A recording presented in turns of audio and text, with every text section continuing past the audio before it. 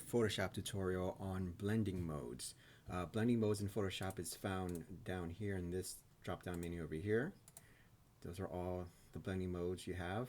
So I just want to show you how I use them in my work. And I know most of you don't shoot interiors. That's okay. Don't worry about the subject matter.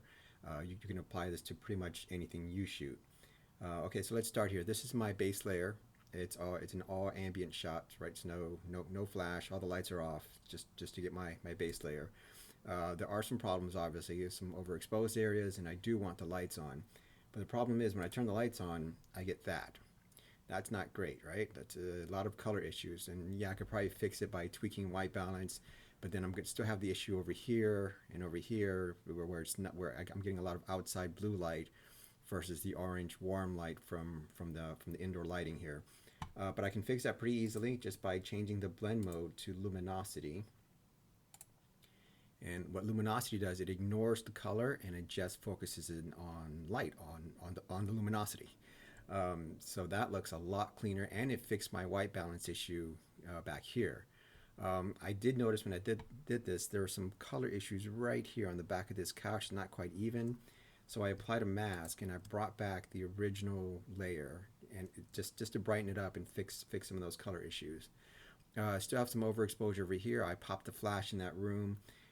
Now for this example, I just made a selection. I went in here and I selected these windows and I masked it, but there is a blend mode called darken that sometimes works for me. If I have a lot of windows and I don't feel like making selections, I'll make one selection and change it to, oops, don't want to do different.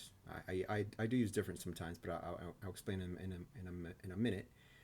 Yeah, there's darken right there. So sometimes darken works for me, but in this case, let me change that back to luminosity, and that change that back to normal. Yes, so in this case, I just did a selection and I masked it. So what did I do next? Oh yeah, I popped an image in this TV screen over here. But you notice that when the TV is off, there is a reflection in there, right? It's the staircase that's over here is being reflected on the TV screen. So if I pop in that image, to me it just looks fake. There is a reflection there. So what I do is I change the blend mode to screen, and that allows some of that reflection to come through. And then I reduce the opacity. It was at 100%. So here, let me take that off. That's what it looked like. No, let me do normal. That to me just does not look real, right? It almost looks like a picture frame instead of a TV. So changed it to screen, and then I dropped down the opacity a little bit, 70 something percent, and now that looks a little more realistic. And then the last thing I do, obviously I have some crop issues here, so I just fixed the crop, and that's it. So we went from that to that.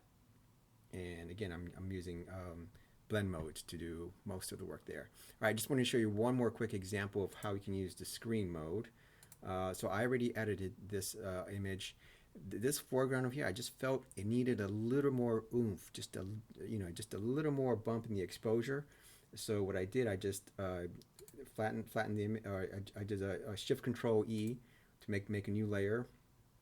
I applied the screen mode. And screen mode does that. I was like, whoa, okay, that's way too much. So I apply a mask with like a 20% brush. I think I did like a big brush over here, and at like a 20%, I just brushed it in, and so you go from that to that. Very subtle, but I just felt it needed just a little extra kick there. If you are a portrait photographer, you can use screen mode to brighten eyes and I believe teeth. Some photographers, or when they're editing, they overdo it in screen mode, so the eyes look kind of freaky. But you can paint in the eye, or select the eyes, change it to screen mode. Don't forget to reduce the opacity until it looks like realistic.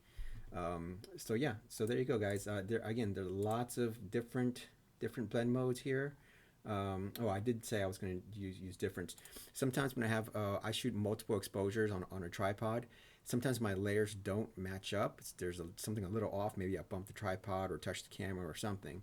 So I'll use difference to show me, and again, I can't show you in this example, but difference will show you basically what's the difference between the two exposures. It kind of looks like a negative, basically.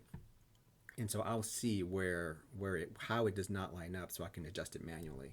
But yeah, guys, go ahead and play with these different screen modes, and there's lots of tutorials online, YouTube, and blogs and stuff that you can read on the different blend modes. But that's how I use them. So I mostly use, let me change that back to normal.